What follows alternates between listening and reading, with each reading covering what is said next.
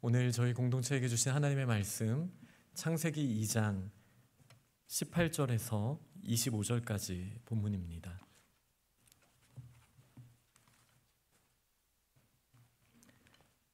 구약성경 약 3페이지에 있는 창세기 2장 18절에서 25절까지 말씀을 한 절씩 교독하시고 마지막 절은 함께 읽겠습니다.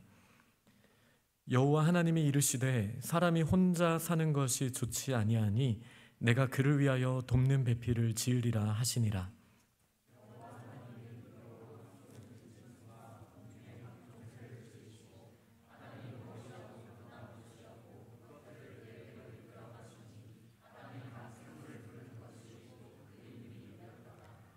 아담이 모든 가축과 공중의 새와 들의 모든 짐승에게 이름을 주니라.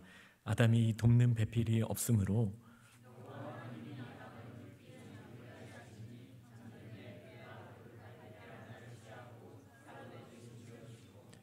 여호와 하나님이 아담에게서 취하신 그 갈빗대로 여자를 만드시고 그를 아담에게로 이끌어 오시니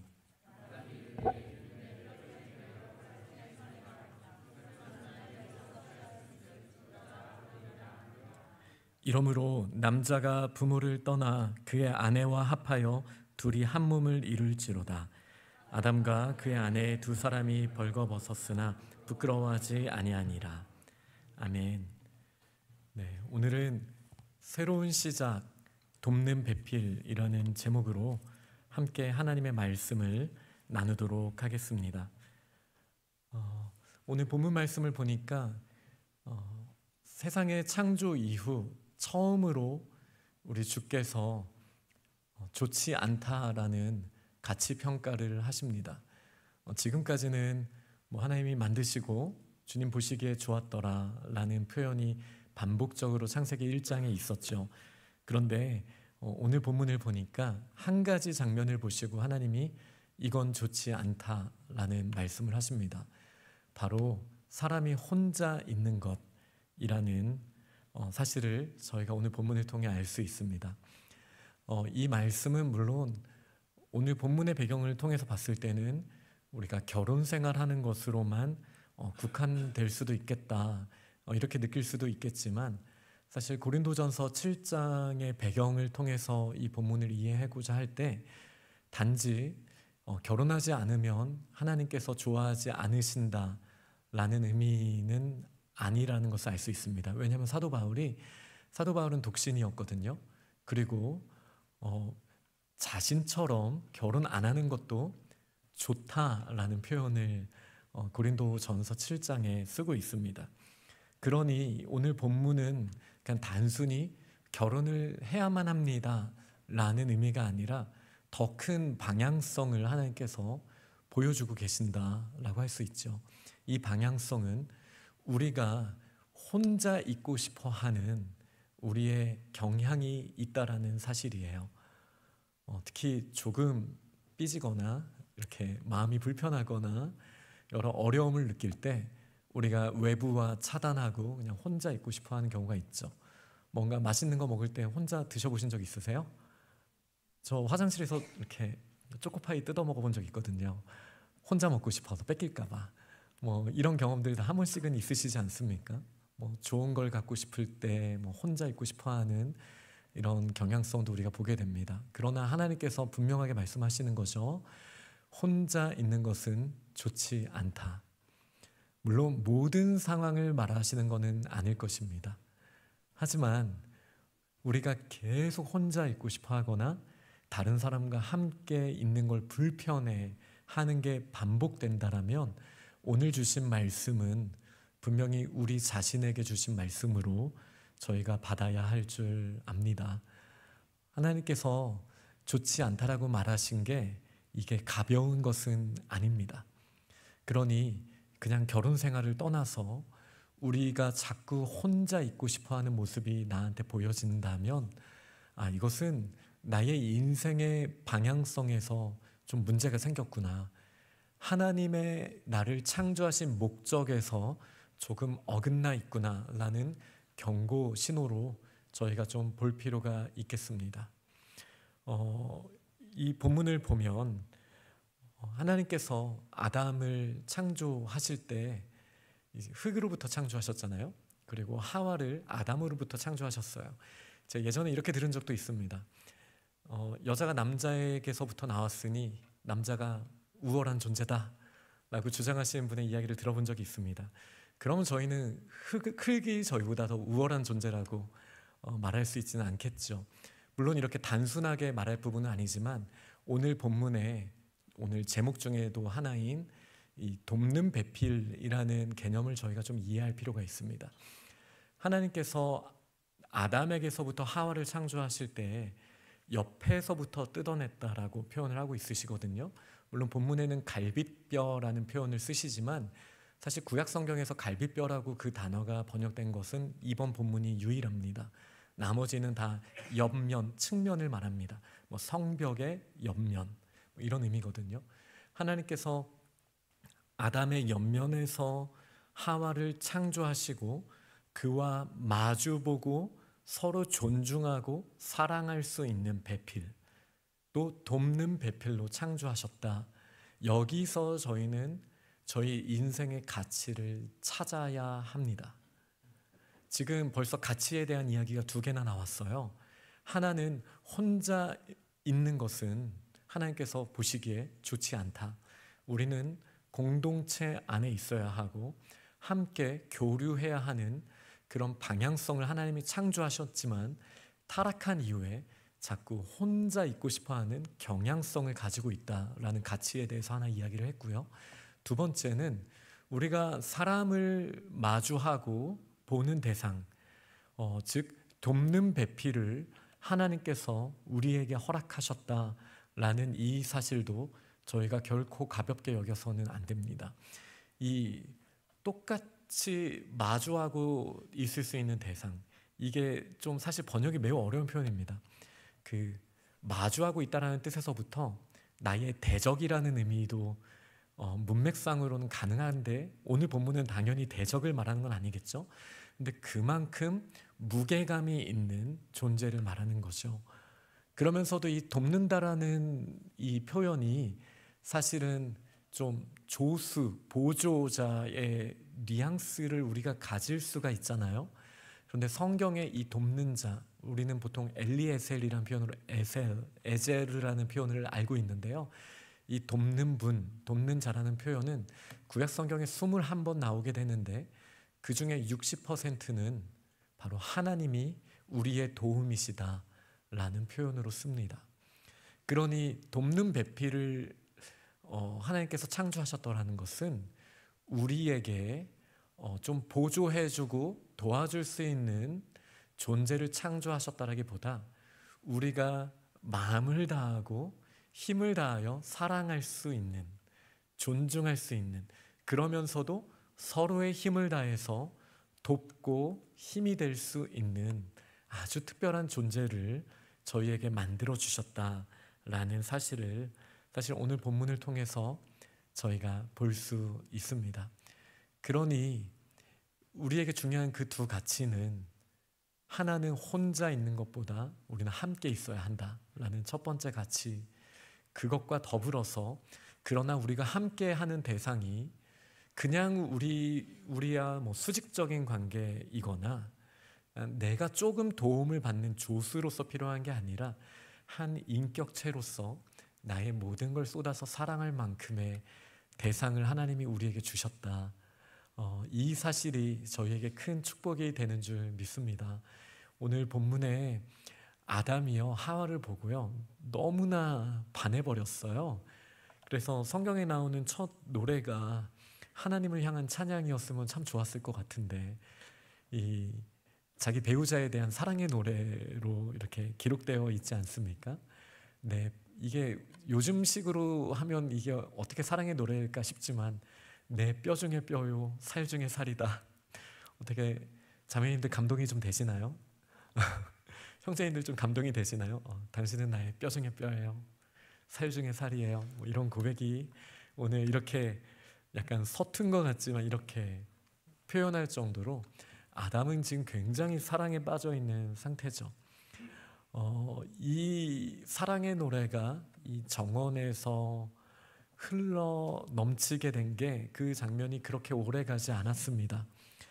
왜냐하면 사람들이 죄를 지었기 때문인데, 이 죄라는 것을 아주 단순하게 말하자면 자기중심성이잖아요.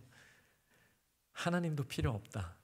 다른 사람도 필요 없다. 나한테 도움 줄 거면 좀 도움 주든지, 내가 힘들 때 약간만 도움을 주시던지요 라고 이렇게 대상들을 그냥 나 중심성으로만 바라보게 되는 상태, 이거를 이제 죄라고 하는데, 아담과 하와가 또 저희가 죄를 짓게 되면서 저희는 돕는 배필들을 보면서 마음을 다하여 사랑하기보다는 내가 저 사람을 통해서 어떤 유익을 얻을 것인가 라는 관점을 가지게 되었으니 어떻게 참 사랑이 확장될 수 있겠습니까? 그런데 이 성경을 보면 조금 비슷한 배경이 나오는 곳이 있습니다. 바로 솔로몬의 아가인데요. 이 정원이 있는 곳에, 이 정원에서 마치 에덴 동산처럼 이 동산에서 사랑의 노래가 넘쳐 흐릅니다. 이 창세기 2장에는 나의 뼈 중에 뼈요 살 중에 살이라는 노래만 있지만, 이 아가서를 보면 많은 노래들이 이제 기록이 되어 있습니다. 그래서 저는 오늘 아가서를 잠깐 살펴보면서 우리의 인생의 목적에 사랑이 그렇게 중요한 것이라면 하나님 그 사랑을 다시 회복시켜 주시기 원합니다. 이 고백이 저희들로부터 나올 수 있으면 참 좋겠습니다. 새로운 시작, 돕는 배필, 오늘 말씀 제목입니다. 창세기에는 아주 많은 시작들이 기록이 되어 있죠. 그런데 저는 오늘 본문이 가지고 있는 시작이 가장 큰 의미를 가지고 있다고 생각합니다. 그냥 우주의 시작이 어떻게 되지? 사람의 시작은 어떻게 되지? 라는 아주 거대한 관점에서의 시작은 창세기 1장에 잘 기록이 되어 있지만, 오늘 본문에서 저희는 한 가정의 시작을 보게 되었고요. 그리고 명시적으로 나오진 않았지만 성경 전체를 보는 눈으로 봤을 때 이 가정의 시작은 곧 교회의 시작이기도 했습니다. 가정의 최소 인원도 2명이고 교회의 최소 인원도 2명이죠. 그리고 하나님께서는 이 결혼의 이미지, 그리고 남자와 여자의 사랑의 이미지로 하나님과 우리와의 사랑을 교회를 통해서, 교회의 머리가 되시는 예수 그리스도의 그 사랑을 통해서 저희에게 반복적으로 보여주시죠. 이것은 선지서를 통해서뿐만이 아니라 제가 말씀드린 아가서와 신약 성경에 있는 골로새서, 에베소서에도 이렇게 가득 차 있는 이미지라고 할 수 있습니다. 그러니 오늘 이 본문을 통해 저희는 새로운 시작을 다시 우리 마음에 결단할 수 있으면 좋겠습니다. 우리 가정이 저희의 마음에서부터 불일 듯 일어나는 그 사랑으로부터 세계에서 가장 아름다운 가정들이 될 수 있기를 정말 원합니다. 그러면서도 우리 교회가 예수 그리스도의 그 끝없는 사랑을 경험한 저희들의 그 반응, 그 저희들의 사랑으로 말미암아 우리 교회도 또 새로운 시작으로서 또 돕는 배필들이 자기의 역할을 잘 감당하는 그런 교회가 될 수 있기를 간절히 소망합니다. 아가서 1장을 보니까요, 한 여인과 한 남자가 나오는데요, 이 여인의 이름은 슐람미입니다. 슐람미 여인이라고 부르죠. 그리고 이 남자는 솔로몬입니다. 왕입니다. 근데 이 여인은 자기 자신에 대한 평가를 그렇게 높이 할 수는 없었던 사람이었습니다. 저처럼 약간의 컴플렉스를 가지고 있는데 바로 피부가 까맣다라는 그런 자기 평가가 있었어요. 이제 특히 자매인데 이런 이야기를 하는 거예요. 왜 나를 밭일을 하게 해가지고 이렇게 까매졌을까? 이런 노래가 막 아가서 1장에 나오죠. 자기 자신을 봤을 때 그 누구도 물론 가끔씩은 내 자신이 대단해 보일 때가 물론 있지만, 엄밀하게 객관적으로 자기 자신을 봤을 때 자기 자신을 사랑하는 건 매우 힘든 일입니다. 찾고자 한다면 우리를 싫어해야 하는 1000가지 이유도 찾으실 수 있을 거예요. 나 자신을 우리는 어릴 때부터 지금 경험하고 있지 않습니까? 이렇게 자기 자신을 사랑하기 어려울 만큼의 관점을 가지고 있는 이 술람미 여인에게 이 왕은 이렇게 말합니다. 내 사랑아, 너는 어여쁘고 어여쁘다. 원래 사랑은 이렇게 시작하는 거죠. 나 자신이 나를 어떻게 생각하든 그것과 상관없이 나를 사랑하는 사람이, 그 존재가 내 사랑이라고 불러주고 어여쁘고 어여쁘다라고 말하는 그 공동체 가지고 계십니까? 가지고 계신 거예요. 근데 우리가 그 작은 여우 한 마리 때문에 그 공동체를 제대로 못 누릴 수도 있습니다. 왜냐하면 바로 이 솔로몬의 고백을 우리 주님도 저희들에게 해주시는 고백이지 않습니까? 우리를 사랑한다라고 불러주시고 우리를 신부 삼아 주시는 이 아름다운 결혼식은 또 요한계시록 21장에도 아주 잘 나와 있습니다. 하나님께서 우리의 자격과 상관없이 우리를 나의 사랑, 어여쁜 자 이렇게 불러주심을 우리가 기억할 수 있기를 원합니다. 또 어릴 때 기억은 안 나지만 제 자녀들을 보니까 어릴 때 얼마나 사랑을 받았을지 상상이 갑니다. 정말 아무것도 아닌데 부모가 사랑을 해줬던 그 기억들이 나실 거예요. 제 기억을 좀 더듬어 보자면 아이가 저를 보고 웃어주기만 해도, 태어난 지 얼마 안 됐을 때 그냥 나의 사랑, 어여쁘다 어여쁘다 이 마음이 넘치는 거죠. 이 표현은 좀 이상하긴 하지만 그 장면 기억나십니까? 아이가 막 아장아장 걷기 시작했을 때 막 저희 눈에서 막 그 사랑이 흘러 넘쳤잖아요. 저희 누구나 어렸을 때 아무 대가 없는 사랑을 받아봤죠. 그리고 그곳을 우리는 가정이라고 합니다. 물론 에덴 동산 밖에 있는 하늘과 맞닿아 있지 않은 가정 가운데 우리에게 너무나 커다란 상처와 또 아픔이 있는 분들도 분명히 있으실 거예요. 또 그런 실수를 하신 분들도 있으실 수 있고요. 하지만 그렇다고 해서 저희가 무조건적인 사랑을 받은 적이 있다는 사실을 저희가 굳이 기억을 안 하거나 없앨 필요는 없습니다.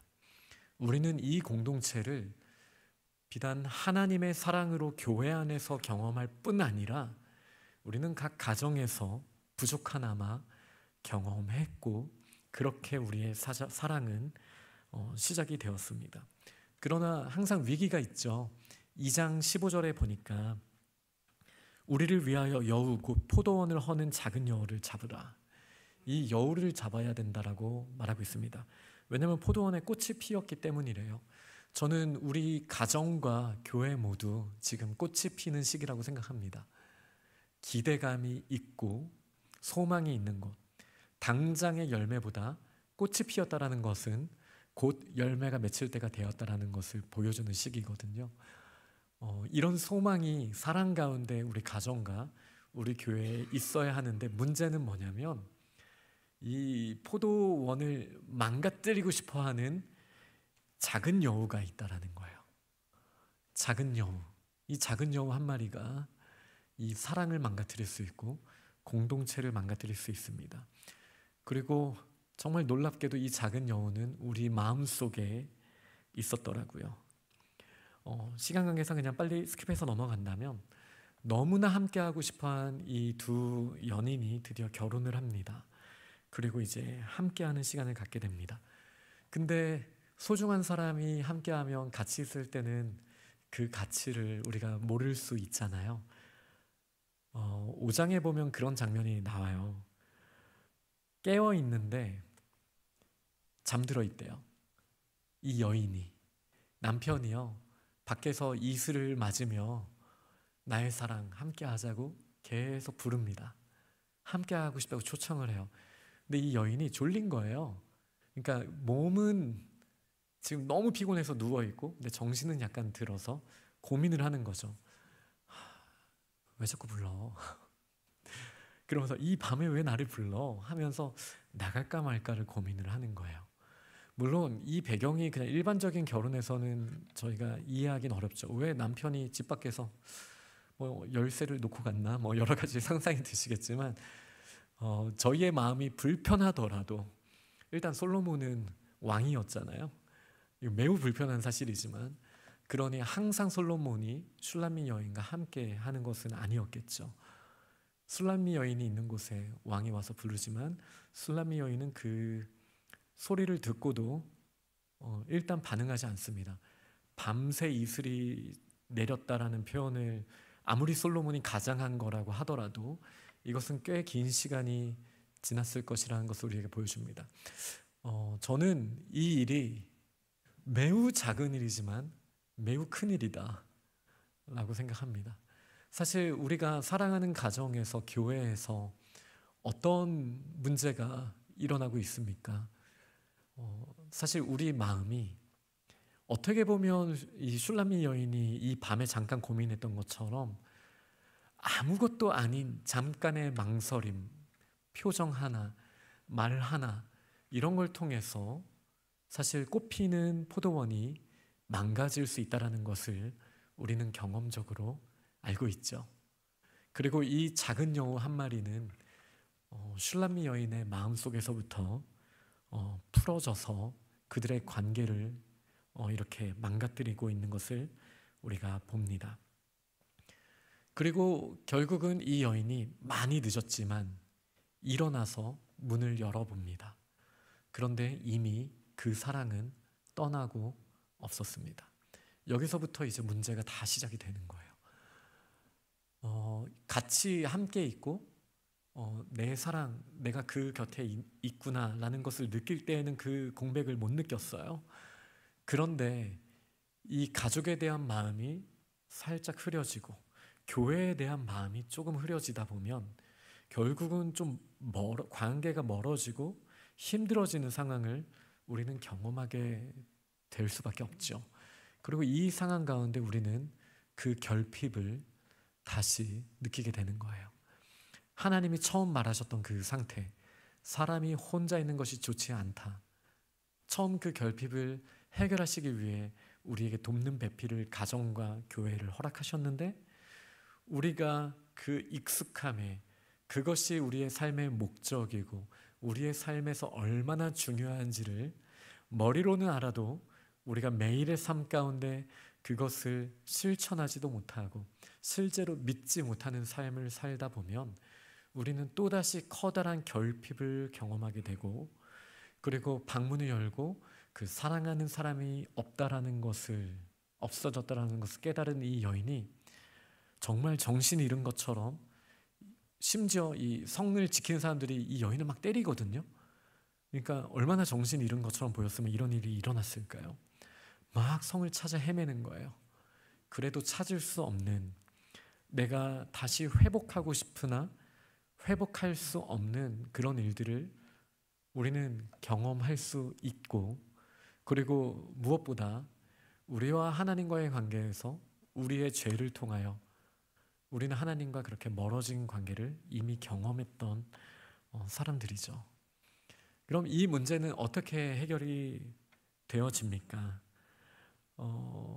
이 여인이 찾다가 5장 8절에 이런 고백을 합니다. 예루살렘 딸들아, 너희에게 내가 부탁한다. 너희가 내 사랑하는 자를 만나거든 내가 사랑함으로 병이 낫다고 전해달라. 이렇게 얘기를 합니다.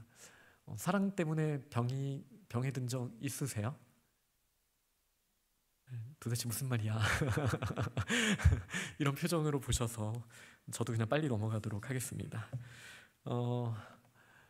결국은 그 결핍의 상태에서 나의 삶의 목적 중에 공동체에 속하고 내가 정말 사랑을 받고 쏟아주는 것이 얼마나 중요한지 알게 된 이 여인이 그것을 삶의 목적으로 다시 삼는 것이죠. 그리고 여자들이 이렇게 표현을 합니다. 너의 사랑하는 자가 남의 사랑하는 자보다 나은 것이 무엇인가? 그 나은 것이 무엇이기에 우리에게 이렇게 부탁하는가? 라는 질문을 합니다. 여기서부터 이제 회복이 시작이 되는 거예요. 제가 이렇게 질문을 한번 해보겠습니다. 우리의 가정이 도대체 다른 무엇보다 무엇이 더 나은가? 우리 교회가 무엇이 그렇게 낫기에 우리가 그렇게 사랑하고 우리가 헌신해야 되는 그런 대상이 될 수 있는가? 라는 질문에 대한 답을 한번 계속 구해보시기 바랍니다. 우선 이 술라미 여인은 굉장히 외모적인 걸로, 진짜로 문자 그대로 얼마나 잘생겼는데 막 이러면서 외모에 대한 이제 막 노래를 하거든요. 근데 이게 시적이다 보니까 그 외모에 대한 표현이 그 내면에 대한 표현이기도 했습니다. 우리가 계속 묵상을 해야 된다라는 거예요. 우리 가정을 우리가 얼마나 사랑하고 있는지, 또 우리 교회를 우리가 얼마나 사랑하는지, 이것이 우리의 인생에서 얼마나 중요한 가치인지, 하나님께서 교회를 세우시고 가정을 세우신 것이 정말로 중요한 목적이고 좋지 않다라고 하신 첫 번째 선포에 대한 대안으로 우리 가정들과 교회를 세워주셨다는 이 사실이 우리의 인생에서 얼마나 중요한 의미가 있는지를 우리가 꼭 깨달을 수 있기를 원합니다. 아가서 8장 7절은 이렇게 말합니다. 많은 물도 이 사랑을 끄지 못하겠다. 홍수라도 삼키지 못한다. 사람이 그 온 가산을 다 주고 사랑과 바꾸려 할지라도 오히려 멸시를 받으리라. 우리가 가지고 있는 그 무엇도 이 사랑과 비교할 수 없다라는 거예요. 우리가 지금 목표로 하는 것이 무엇입니까? 이 세상에서의 성공, 부, 명예, 그 무엇도 하나님과 우리와의 사랑, 우리 가정과 우리와의 사랑, 이 두 가지 중에 이 두 가지 중 어떤 것도 우리가 다른 모든 것을 이것과 바꿀 수 있는 것은 없다라고 이 아가서는 분명하게 이야기를 하고 있는 것이죠. 제가 잠깐 정리를 한번 하겠습니다. 지금 교회와 가정을 같이 펼쳐놓고 이야기를 하고 있어요. 사도 바울의 배경에서는 이 교회 공동체에 대한 완전한 헌신을 다짐하는 경우 꼭 이 가정 공동체가 배우자로 연결될 필요는 없다라고 이야기를 합니다. 하지만 여전히 성경을 통해서 이 가정 공동체는 우리가 책임을 다해야 하는 부모님과의 관계와 자녀와의 관계로도 아주 깊이 연결이 되어 있죠. 그러니 하나님의 그 사랑, 예수 그리스도의 사랑을 받은 우리는 반드시 2명 이상이 속하게 되는 이 가족 공동체, 그리고 교회 공동체 안에서 우리의 삶의 의미를 발견해야 합니다. 그리고 이 우선순위가 무너지게 된다면 우리의 삶은 굉장히 망가지게 된다는 것을 우리는 꼭 기억해야겠습니다. 성경에 보면 참 신실하지 않은 배우자의 모습들이 성경에 나옵니다. 예를 들어 호세아 선지자에게 하나님께서 고멜이라는 여인과 결혼하라고 하셨는데 이 고멜은 자격이 없는 여인이었죠. 그런데 이 고멜이 호세아의 사랑에 만족하지 않고 자신을 세상적인 쾌락으로 더 즐겁게 해줄 남자들을 찾아 떠납니다. 그리고 결국 이 남자들은 고멜을 데리고 놀다가 세상의 돈으로 팔아버립니다. 결국 누가 고멜을 다시 돈 주고 구원해냈습니까? 호세아 선지자였어요. 바로 예수님께서 저희를 그렇게 이 세상의 모든 것이 마음이 빼앗겨 버렸고 그 참 신랑을 떠나버렸던 저희들을 예수님께서 대가를 지불하시고 다시 나의 사랑이라고 불러주시고 우리를 품어주셔서 우리가 교회 공동체를 통하여 하나님의 신부, 어린 양의 신부가 되지 않았습니까? 그리고 그 사랑을 경험했기에 우리가 가정에서 우리의 가족들과의 관계에서 때로는 불편하고 이해할 수 없는 일들이 일어난다 할지라도 주께서 하시듯 우리가 우리 가족들을 섬길 수 있는 결단을 하며 나아갈 수 있게 되지 않았습니까? 이 요한계시록 성경의 마지막 책이잖아요. 이 요한계시록 마지막 두 번째 장에 보면 성경 오늘 우리는 첫 두 번째 장을 봤잖아요. 여기처럼 이제 결혼식에 대한 이야기가 나옵니다. 이 결혼식을 보면 하늘이 열리고 그 새 신부가 내려오는데 예루살렘 성이었어요. 이 예루살렘 성이 12문과 12기초석으로 구성이 되어 있는데 이 12문은 구약의 성도들을 의미하는 12지파고요. 그리고 12기초석은 신약의 성도들을 대표하는 12사도의 이름들이 적혀 있었습니다. 그러니 저희는 누가 뭐라 해도 예수 그리스도의 신부입니다. 우리가 아무리 자격 없어도 술람미 여인과 솔로몬 이상의 차이가 난다 할지라도 예수님은 우리를 나의 사랑 어여쁜 자라고 불러주시는 거죠. 그리고 자격 없는 저희를 그 매여 있는 곳에서 우리를 해방시켜 주시기 위하여 그분은 그의 생명을 아낌없이 쏟아내셨습니다. 그리고 그 지불하신 대가만큼 우리는 다시 그 가치를 회복하게 되었고 예수 그리스도의 보혈로 지불하셨으니 저희도 예수 그리스도의 돕는 배필의 위치로 하나님께서 다시 세워주신 것이죠. 그게 우리 교회가 지금 이 세상에서 열심히 일하고 섬길 수 있는 근거가 되는 것입니다. 여기까지 얼마나 큰 하나님의 사랑이 희생이 있었습니까? 이게 돕는 배필에게는 이 표현이 반드시 필요한 거예요. 희생과 사랑, 섬김. 우리의 가정과 우리 교회를 한번 돌아보면 좋겠습니다. 우리는 누군가의 희생과 섬김을 받으면서 자랐고요.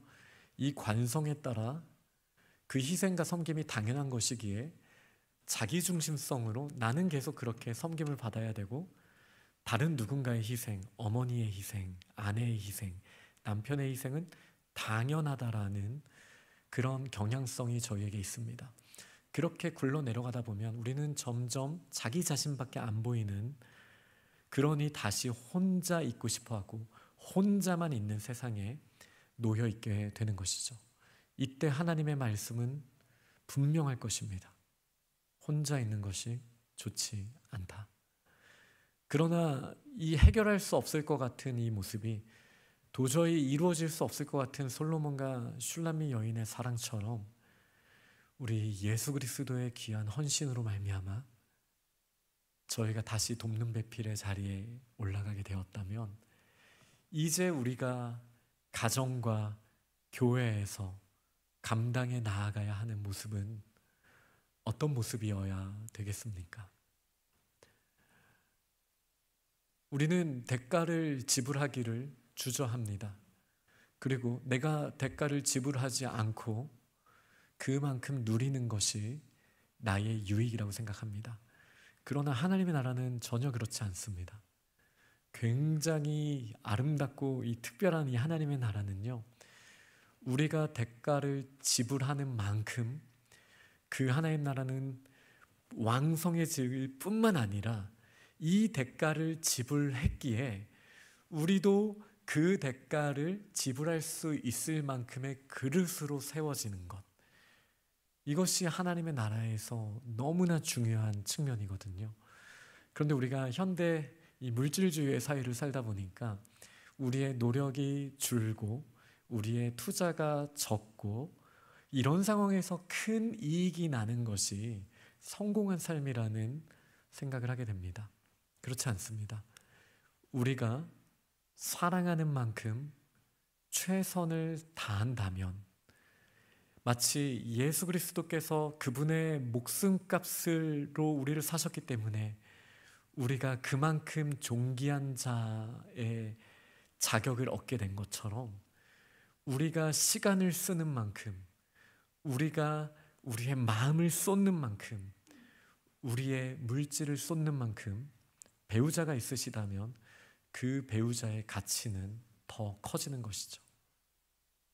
우리의 자녀와 우리 부모가 있다면 우리가 우리의 마음을 쏟고 우리가 섬기는 만큼 그분들도 존귀한 자가 되고 우리도 그 존귀한 자의 자녀이고 부모이며 배우자이니 우리도 존귀한 자가 되는, 그렇게 해서 하나님의 나라가 확장되어야 하는데 우리 안에 자꾸 작은 여우들을 풀어놓고 있다라는 거예요. 내가 섬김의 자리에 나아가지 않고 내가 희생의 자리에 나아가지 않고 누군가가 나를 위해서만 움직여주기를 원하는 이 작은 여우, 우리가 해결해야 되지 않겠습니까?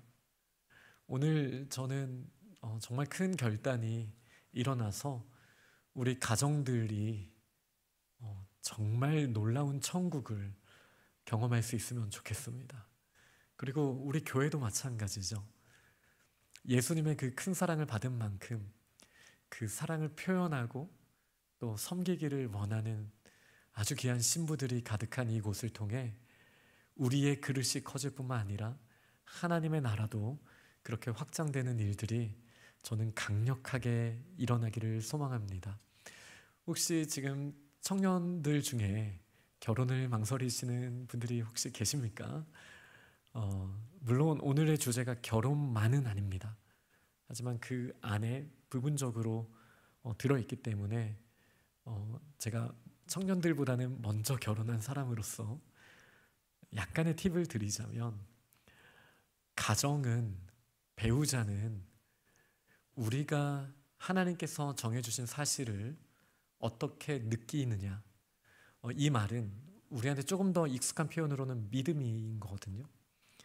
우리가 얼마만큼 그 존재가 소중하고 내 모든 걸 쏟을 만큼 가치가 있다라는 우리의 마음에 달려있는 거예요. 그 배우자가, 딱 맞는 배우자가 어딘가에 숨어 있다라는 생각은 굉장히 순진한 생각입니다. 그런 게 어디 있어요? 물론 딱 맞는 배우자라는 믿음을 우리가 가져야죠. 그리고 하나님께서 마치 예수 그리스도께서 목숨을 버리시고 교회를 구원하여 주신 것처럼 그 사랑을 배우자와의 관계에 표현을 하시거든요. 우리의 모든 것을 줄 사람이라는 믿음만 가질 수 있다면 충분한 거예요.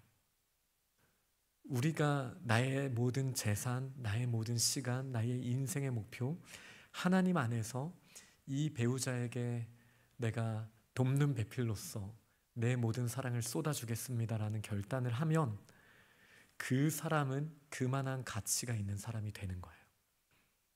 이것이 믿음과 사실 간의 굉장히 독특한 관계거든요.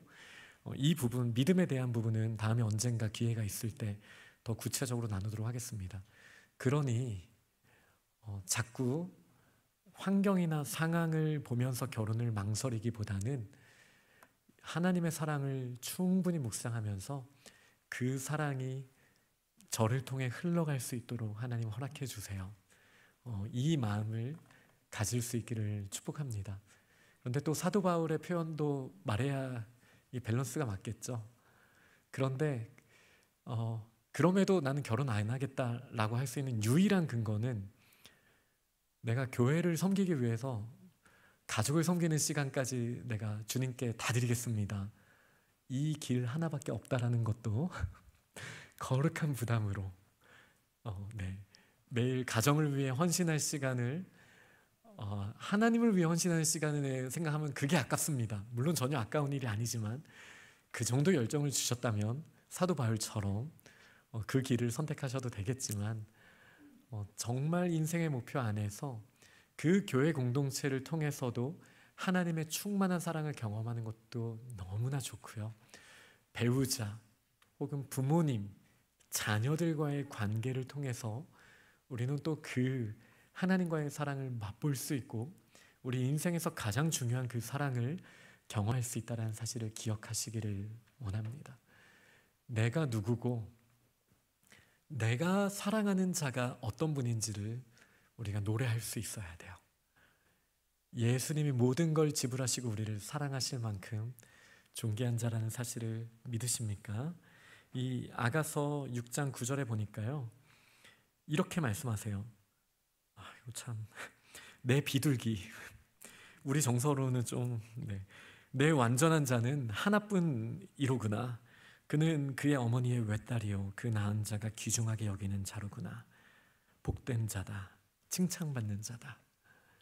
이게 우리 주님이 우리를 향해서 말씀해 주시는 하나뿐인 사랑, 귀중한 자, 존귀한 자, 이런 고백을 해주신다면 우리도 우리 교회를 향하여, 우리 주님을 향하여, 또 우리의 사랑하는 가족, 우리의 배우자와 우리 부모님과 우리의 자녀, 그리고 우리 가족 같은 공동체들을 향하여 나는 나의 사랑하는 자에게 속하였고 나의 사랑하는 자는 나에게 속하였구나. 이 선포가 날마다 일어날 수 있으면 좋겠습니다. 말씀을 맺겠습니다. 성경에 보면 원래 하나에서부터 하나님이 뜯어내셨고 그리고 다시 하나가 되어야 한다라고 말씀하고 계십니다. 그리고 그러면서 하신 말씀이 저한테는 조금 충격적이었는데 그러므로 남자가 부모를 떠나 이제 여자와 하나가 되어야 한다라고 오늘 읽은 본문에 말씀을 하시죠. 24절에 보면 그 내용이 나와 있습니다. 그런데 이 부모를 떠나다라는 표현을 좀 강하게 하셨어요. 이 버리다라는 단어입니다, 원래는. 그래서 이게 뭘까 생각을 좀 해봤습니다. 그리고 둘이 한 몸을 이룰 그의 아내와 합하여라는 이 단어는 룻기에 굉장히 많이 나오고 성경에 가끔 좀 나오는, 하지만 매우 중요한 단어인 붙줬다라는 표현입니다. 그 룻은 시어머니 나오미한테 달라붙었잖아요. 이 표현이에요. 그의 아내와 달라붙어야 된다. 부모와는 떠나야 된다. 저는 근데 이제 이거를 오늘 본문의 맥락에서는 이렇게 말씀드리고 싶어요. 부모는 어떤 존재입니까? 무조건적인 사랑을 우리가 받아도 되는 존재였죠. 근데 언제까지 우리가 자녀의 역할로만 있을 수 있는 게 아니죠. 하나님께도 마찬가지입니다. 하나님 우리에게 무조건적인 사랑을 주시는 분이시죠.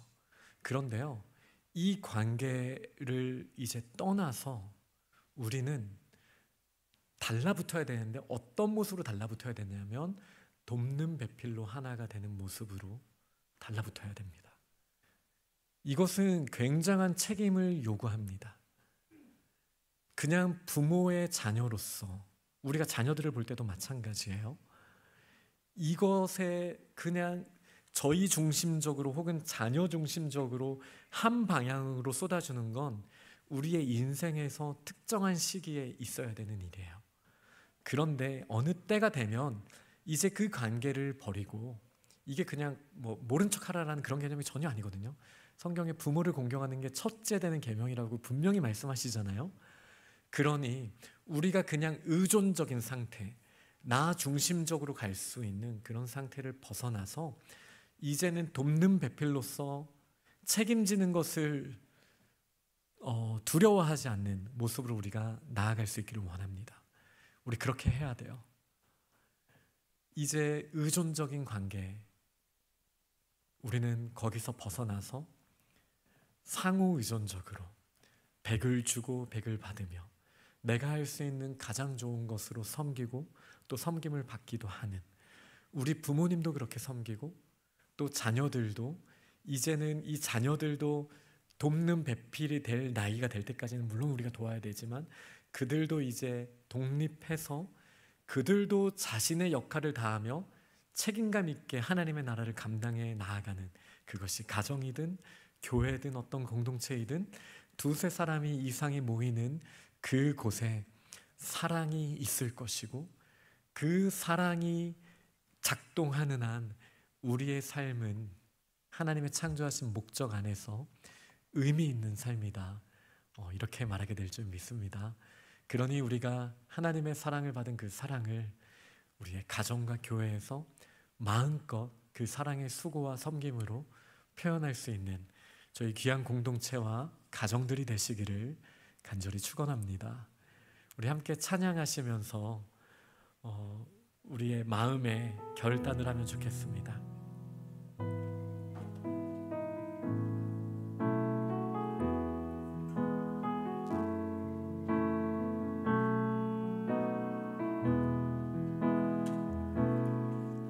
나의 사랑하는 자의 목소리 듣기 원하네.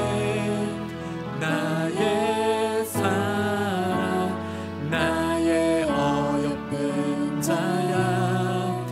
바위 틈은 밀한 곳에서 듣기 원하네. 부드러운 주님의 우리 다시 한번 고백할까요? 나의 사랑하는 자의, 나의 사랑하는 자의 목소리 듣기 원하네. 나의 사랑, 나의 어여쁜 자야. 바위 틈은 밀한 곳에서 듣기 원하네. 부드러운 주님의 음성. 나의 사랑, 나의 사랑, 나의 사랑, 나의 어여쁜 자야. 일어나 함께 가자. 나의 사랑, 나의 사랑, 나의 사랑, 나의 어여쁜 자야. 일어나 함께. 나의 사랑, 나의 사랑, 나의 어여쁜 자야.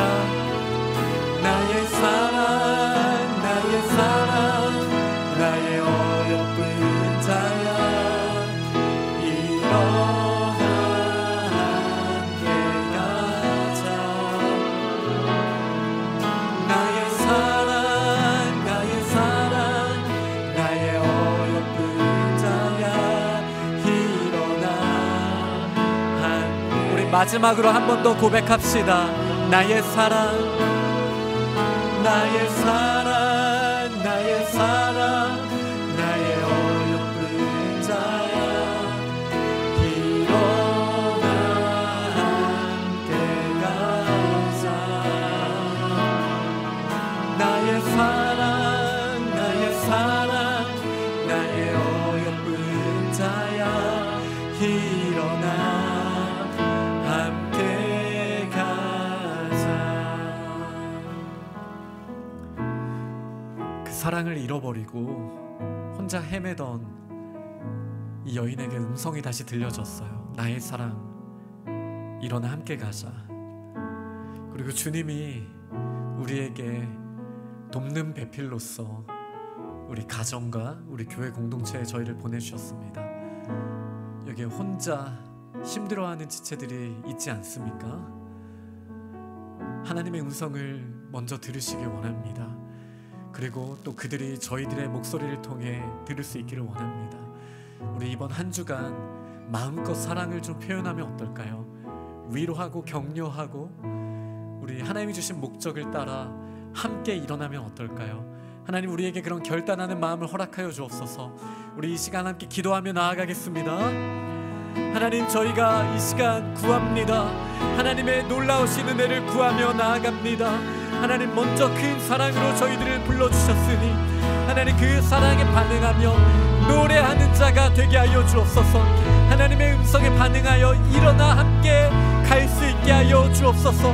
하나님, 하나님의 사랑을 가지고 하나님 혼자 있는 자들에게 가서 하나님의 음성을 들려주게 하여 주옵소서. 주님이 허락하시는 그 공동체를 경험하고 하나님의 일하심을 느끼며 하나님 믿음으로 나아가는 하나님 저희들의 모습이 다 될 수 있도록 주님이 역사하시고 인도하여 주시옵소서. 저희들의 마음 가운데 주님 사랑의 충만함을 주시고 우리의 가정이 주님의 은혜로 회복되는 역사도 있게 하여 주시옵소서. 우리 교회가, 하나님 우리가 속한 공동체가 저희들의 헌신으로 하나님의 나라가 확장되고 저희들을 통하여 하나님의 영광이 강력하게 드러날 수 있기를 원하오니 주님 그렇게 역사하시고 인도하여 주시옵소서. 저희의 결단을 통하여 하나님 일하시길 원합니다.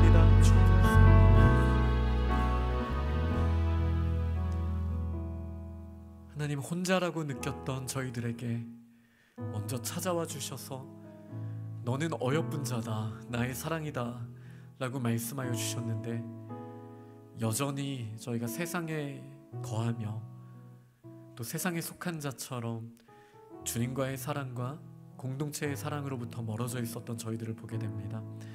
우리의 인생에서 이것이 가장 중요한 것이라면 하나님 저희의 시간과 저희의 모든 것을 우리의 가정을 위해 쓰게 하여 주옵소서. 주님의 교회를 위해 저희가 헌신의 자리에 나아가게 하여 주옵소서. 하나님 이 사랑의 회복을 통하여 우리가 인생의 이 의미를 다시 찾고 사랑하며 사랑 나누며 하나님께 큰 영광 돌리는 귀한 공동체가 되게 하여 주옵소서.